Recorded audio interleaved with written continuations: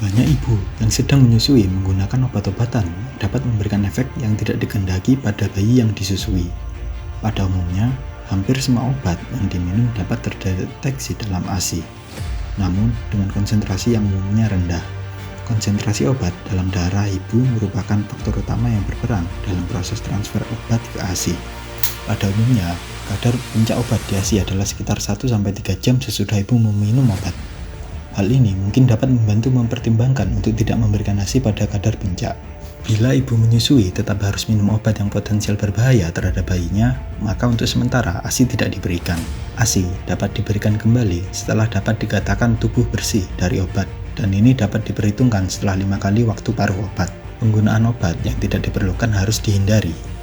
Jika pengobatan memang diperlukan, perbandingan manfaat atau resiko harus dipertimbangkan pada ibu maupun bayinya.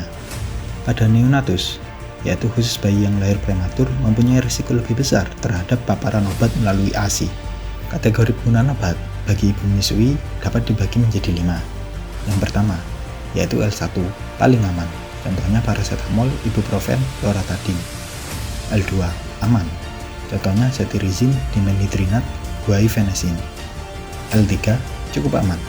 Contohnya pseudoephedrine, lorazepam, aspirin. L4, kemungkinan berbahaya, contohnya chloramphenicol, sibutramine. L5, kontraindikasi, contohnya amiodaron. Dikutip dari laman Rumah Sakit Umum Daerah Dr. Zainul Abidin, disebutkan tips bagi ibu menyusui dalam penggunaan obat. Yang pertama, berkonsultasilah dengan para dokter, jelaskan kondisi ibu yang sedang menyusui. Kemudian, jika memang harus mengkonsumsi obat, mintalah dosis yang serendah mungkin dan dikonsumsi dalam waktu yang sesingkat mungkin. Ketiga, jika terpaksa membeli obat yang dijual bebas, pilihlah obat yang mencantumkan keterangan aman untuk ibu hamil dan menyusui, dan pastikan Anda mendapatkan informasi mengenai obat langsung kepada apoteker.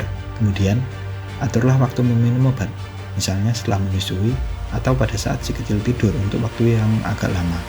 Hal ini untuk memperkecil resiko masuknya pengaruh obat dalam ASI yang dikonsumsi bayi.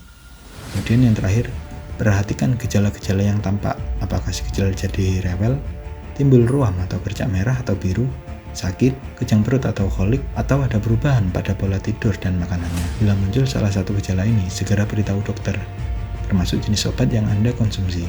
Penjelasan tersebut tetap harus didukung dengan konsultasi kepada dokter maupun apoteker terkait keamanan penggunaan obat bagi ibu hamil dan menyusui, termasuk penggunaan obat bebas yang sering dilupakan.